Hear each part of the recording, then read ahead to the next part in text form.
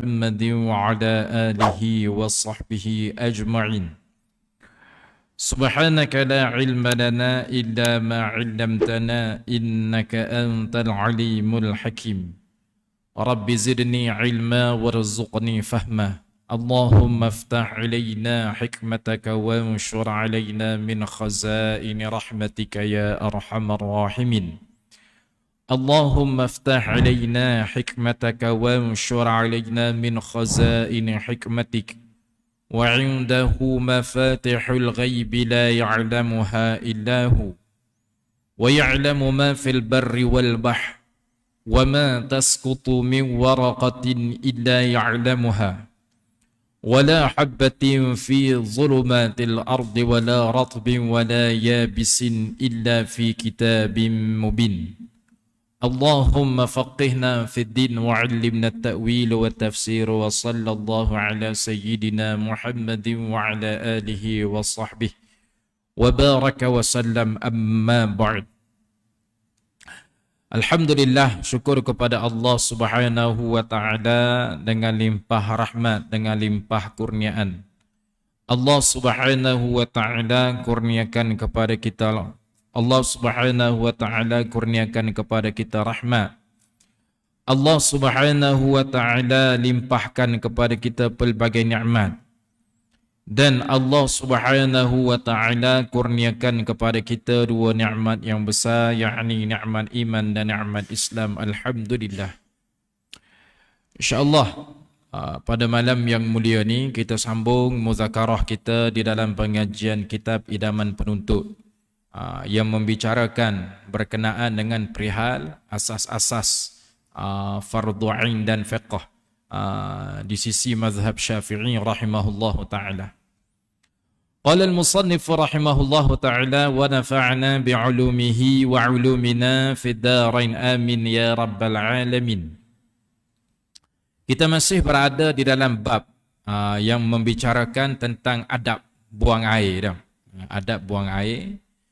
Dalam pertemuan yang lepas kita dah baca setengah daripada bab ni dan insya-Allah kita sambung muka surat 17 dia. Jangan memandang, tidak. Jangan memandang kemaluannya. Kemaluan siapa ni? Kemaluan kita sendiri. Kerana dia salah satu daripada mendatangkan penyakit mata sebenarnya. Melihat kemaluan ni. Dan tengok kepada dia panggil laqab ataupun gelaran yang diberikan kepada Sayyidina Ali karramallahu wajhah. Yakni gelaran karramallahu wajhah. Ada yang menyatakan karramallahu wajhah ni adalah daripada gelaran daripada Syiah. Kena tengok balik dah. Jadi gelaran ni mengikut ataupun katanya Ibnu Asakir. Dia kata karramallahu wajhah, yang mana Sayyidina Ali ni Allah telah memuliakan wajahnya kerana Sayyidina Ali ni dia tak pernah tengok kemaluan dia sendiri. Lagu mana tu dia buat dia? Kita cara kau nak tengok semua. Kalau kita lah. Tapi gelaran ataupun laqab kemuliaan yang diberikan yakni Sayyidina Ali karramallahu wajhah. Sehingga Nabi SAW bagi wasiat kepada Sayyidina Ali, yang mana Sayyidina Ali ni antara orang yang boleh menguruskan jenazah Nabi SAW sekiranya satu hari nanti Nabi wafat. Jadi Sayyidina Ali lah yang mengepalai ataupun menjadi ketua dalam pengurusan jenazah Nabi, yakni Nabi dimandikan dan juga dikafankan, sehinggalah dikebumikan jenazah Nabi SAW. Jadi kalau orang yang dia nak jaga dari segi sudut siqah, dari segi sudut orang panggil keyakinan ataupun orang Kelantan orang yang boleh diharap, antaranya dia kena amanah dengan diri dia sendirilah. Tak boleh tengok kemaluan dia. Sebab antara sebab faktor merosakkan mata. Baik. Yang seterusnya, jangan memandang kepada najis yang keluar itu. Ada, jangan tengok kepada najis hak tengah tubik tu. Cuma sebelum nak buang air tu, pastikanlah kedudukan kita tu betul. Kedudukan kita tu molek. Moga-moga orang Kelantan kata tidak jadi ecer. Mana jatuh dalam tepak makuk molek, jatuh dalam lubang molek. Kerana apa? Kita tengok ada satu ulama yang mana disebut tengok kepada najis ni, dia akan melemahkan ingatan. Dia akan melemahkan ingatan. Kerana mata tu memandang kepada benda yang kotor. Baik. Yang eloknya kencing jangan berdiri. Tambah lagi dah. Kencing ni sama ada lelaki dan perempuan, seharusnya semoleknya dalam keadaan duduk. Maksudnya cakung lah. Kerana orang yang kencing diri ni sifat bagi orang fasik. Sifat bagi orang yang fasik. Dari segi pertama sekali, dia ni orang tak boleh tolak jadi tu imam. Sebab kalau ada sifat yang fasik. Kemudian kesaksian dia ditolak. Kerana apa? Kerana dia tidak menjaga adab. Dengan sebab tu, dalam kaedah nak buang air kan, nak kencing ni, duduk, dan bila mana dalam kita buang air tu disunatkan kita berdeham. Berdeham supaya lancar keluar. Kemudian dia panggil selagi istibrak. Istibrak ni kita luruk bawah. Luruk biar betul-betul air kencing tu habis. Kemudian kita disunatkan bangun. Kemudian duduk pula. Takut-takut ada sisa yang masih ada lagi dan biar betul-betul keluar. Dianjurkan kita bangun duduk sebanyak 3 kali. Bangun duduk sebanyak 3 kali. Biar betul-betul sisa-sisa tu yang tertinggal tu keluar belakang. Barulah kita basuh. Barulah dibasuh deh. Dan biasa orang kencing diri ni memang dia tak basuh. Dia lopak masuk dalam rok agak. Zip seluar pakai gila dia. Dia tak basuh. Dan confirm di hujung-hujung tu mesti ada titik, 2 titik. Dan kalau pakaian tu digunakan untuk solat, maka secara automatik dah tak sah semaya tu. Kemudian dia berasa yakin dah seluar dia tu bersih. Padahal ada titisan-titisan air yang berbaki. Kemudian bila dia basuh, dalam mesin basuh, campur habis dah. Dia jadi mutanajis habis dah. Sebab tu kena beringat dalam bab taharah ni. Orang yang dia jaga bab taharah, dia jaga bab kebersihan, dia sentiasa beringat semua dia. Tambah-tambah dalam menunaikan hajat, qada hajat ni. Sama ada buai besar ataupun air kecil. Nabi SAW ada berbuat demikian untuk menunjukkan harus. Harus sahaja. Ada dalam kitab lain, maksudnya ditekankan. Muakkad. Pada pendapat saya, jika seorang itu uzur, mencangkung atau tidak habis keluar air kencingnya jika mencangkung, lebih elok kencing berdiri itu. Ini sekiranya berlaku sebaliknya. Kalau orang ni dia uzur daripada untuk mencangkung, mungkinlah ada masalah lutut ataupun dia ada masalah pinggang. Sebab nak cakung ni dia tarik belakang tu, orang lutut, pinggang, lepas tu buku lali ke apa semua sekali tu lah. Tapi kalau sekiranya dia ada uzur, maka orang ini dia dalam special case. Maknanya dia dinafikan lah. Maksudnya tak semestinya dia kencing tu dalam keadaan cakung. Mungkin dia boleh duduk, makuk tanda hak duduk ke. Bergantung kepada keselesaan dia lah. Sekiranya dia tidak mampu untuk mencangkung. Bila mana dia dalam situasi yang uzur. Situasi dalam keadaan mungkin dia sakit. Jadi tak semestinya dia mencangkung. Macam semaya lah, macam solat juga. Sekiranya ada keuzuran, maka ada benda-benda yang contohnya dia tak perlu qiyam memadai dah. Dia takbiratul ihram tu dalam keadaan qiyam kalau dia mampu, kemudian dia duduk. Bergantung kepada situasi dan bergantung kepada amanah diri dia sendiri. Kalau dia mampu untuk rokok secara biasa tapi dia tak buat, itu dia dengan Tuhan lah. Kalau dia mampu untuk qiyam dalam tempoh yang agak panjang, tapi dia tak sih dah. Start semaya tu duduk dah. Itu tanggungjawab dia dengan Tuhan lah. Ala kulli hal, kena belajar dah. Tapi bila dalam situasi yang berbeza, kalau dia ada keuzuran, maka ada kelonggaran-kelonggaran yang diberikan dalam syarak ni. Contohnya dalam bab kecing tadi. Dan jangan masuk tandas tidak berkasut. Jangan masuk tandas, maksud berkasut ni maksudnya alas kaki. Lama tak kasut buk pula. Maksudnya berkasut ni alas kaki. Dia kadang-kadang kita kena faham juga dah. Contohnya dalam bab bahasa ni lah. Dalam bab bahasa, okay. Kalau orang utara, okay, sebelah Kedah, Penang, selipar pun dia panggil kasut. Selipar pun dia panggil kasut dah. Main kasut tu. Atau mana ada kasut selipar. Rupa-rupa selipar pun dia panggil kasut. Serupa juga biskut.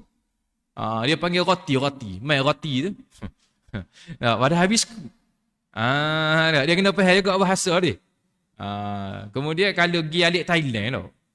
Alik Thailand ni tak kira lah kuih ke, roti cana ke, cakedi ke, semua dia panggil tepung.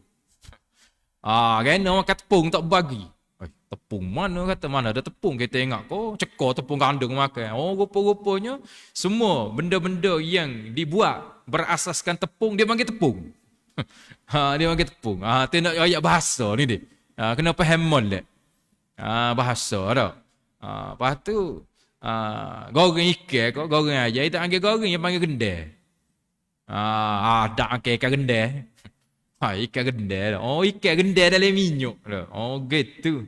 Kena faham tak bahasa. Nak ayat sininya tidak berkasut. Maksudnya istilah nisbah kepada alas kaki lah. Maksudnya dianjurkan kita masuk tandas dalam keadaan kita beralas kaki. Sebab itu orang-orang tua dulu dalam tandas ni dia buat teropoh kayu dia buat tujuan dia untuk kegunaan di dalam tandas. Kita hari ni alhamdulillah lah pergi ke mana-mana masjid ke apa ada dia letak selipar khas untuk kegunaan dalam tandas. Dia banyak juga kegunaan selipar tandas ni. Kalau mari masjid ilah lipas tandas awak klik. Orang panggil selipar emergency. Tapi kena ingat kena hantar tu. Walaupun selipar buruk pun kena hantar. Sebab hak orang. Kita kata tak apa, muka buruk dah. Tak boleh, kena hantar. Ambil tu sekadar untuk siapa di rumah. Lepas tu hantar mula lah. Ni dok pakai buat harta. Walaupun seri ada waya pun, itu harta orang deh. Baik. Terus lagi, dia pergi kepada beberapa masalah. Sekiranya buang air di tempat bukan tandas. Kita berada di kawasan yang mana tidak ada tandas, janganlah dilakukan pada air yang tenang. Seperti dalam perigi atau parit yang tiada berarus. Sebab apa ni? Tidak boleh. Pertama, perigi ni ataupun telaga dia merupakan sumber air. Sumber air dah. Kalau boleh nak buang air tu jangan berhampiran dengan tadahan ataupun tempat disebut sebagai telaga. Sebab kalau kita buat tepi telaga tu dia masuk dalam tu. Meskipun kita kata tak apa pasalnya air dalam tu lebih daripada 2 kolah. Kalau masuk air kecil kita pun dia tidak jadi mutanajis, betul. Tapi Islam mengajar kita supaya menghormati, mengihtiram, memuliakan. Kalau tempat tu merupakan sumber, mungkin kita tak guna tapi orang lain dia guna. Dia sebagai tempat yang disebut kita menghormati. Sebagai ihtiram. Tambah-tambah tempat pertama sekali disebut sini perigi. Ataupun parit yang tiada berarus. Kenapa parit yang tiada berarus tak boleh juga? Kerana mungkin parit ataupun takungan-takungan tu dia jadi tempat binatang-binatang minum air. Binatang-binatang minum air. Jadi kita memandang Allah binatang ya pun. Bewok yang masuk. Allah, tak ada popeh. Betul. Tapi dia makhluk Allah Subhanahu Wa Taala. Dan tidak ada hak untuk kita menghina makhluk Allah ni dengan najis. Kita pergi buai air sudah. Kau dia lah bewok ya dalam tu. Labi ya ada pun dalam tu. Betul. Tapi itu makhluk Allah Subhanahu Wa Taala. Ayat Islam ni comel Islam ni ajar. Sama ada airnya sedikit ataupun banyak. Tak kira lah. Asalkan perigi ke ataupun parit itu yang tak mengalir. Dia takung situ. Mungkin kita rasa benda tu tak ada fungsi bagi kita. Tapi kadang-kadang burung mari minum air, binatang-binatang hok lalu tak kira lah. Ada yang mana menjadi manfaat kepada makhluk-makhluk Allah. Jangan main tak. Contohnya dalam bab tanah wakaf dia. Dalam bab tanah wakaf. Bila kita nak wakafkan tanah ni, dia wakaf ni dia terkait dengan 7 petala langit, 7 petala bumi. Bila dia wakafkan. Bukan kata sekadar lapis atas, hak bawah pun kait juga. Dan selagi mana kawasan tu ada manfaat ataupun memberi faedah kepada makhluk-makhluk Allah, maka pahala tu akan sampai kepada tuan hak wakaf tu. Contohnya dalam tanah wakaf tu, dia wakaf kubur kau dah. Ada pokok. Jadi pokok ni burung hinggap. Burung mari teduh. Ataupun adalah binatang-binatang lain pula, dia ambil manfaat. Maka pahala tu akan sampai kepada tuan wakaf tu. Bukan manusia saja, hatta binatang yang ambil manfaat pun akan sampai. Sebab tu harta wakaf ni, contohnya kalau ada wahnyo lah, pohonyo. Untuk kita makan sendiri boleh. Tapi kalau untuk ambil nak jual tak boleh. Tapi kena minta lah. Kalau tanah tu yang contohnya tanah masjid, kena minta dengan orang yang ada otoriti. Kawan nak ambil lah nyo muda boleh 2 butir. Rasa teliud dah. Jadi orang kata ambil lah. Boleh mau nak minum anak beranak tu ambil lah. Tapi kalau mari kait nyo kotel, boleh 5 butir. Gapo tu? Ambil sate nak jual nasi pagi esok. Tu haram. Tak boleh. Tapi kalau sekadar ambil 2-3 butir nak apa? Kawan nak ambil sate sikitlah, nak makan anak beranak kita. Nak nyayu dak lebih kurang. Jadi orang yang ada otoriti kata tak apa ambil lah. Ambil lah. Cuma jangan jual. Jangan dijadikan jualan. Dengan sebab tu kalau baca cerita ataupun manaqib Imam Nawawi rahimahullahu ta'ala. Imam Nawawi ni masa dia zaman dia belajar daripada kampung dia Nawam, dia pergi ke Damsyik. Jadi Imam Nawawi ni daripada dia budak lagi, dia jaga bak makan dia. Dan dia dapati di Damsyik ni, di Syria ni dia banyak tanah-tanah yang diwakafkan. Banyak harta-harta wakaf. Sehingga disebut dalam syair-syair Arab dah. Kalau orang pergi jalan ke Damsyik satu ketika dulu, di zaman kegemilangan Islam dulu, tak payah bawa pitih pergi ke Damsyik.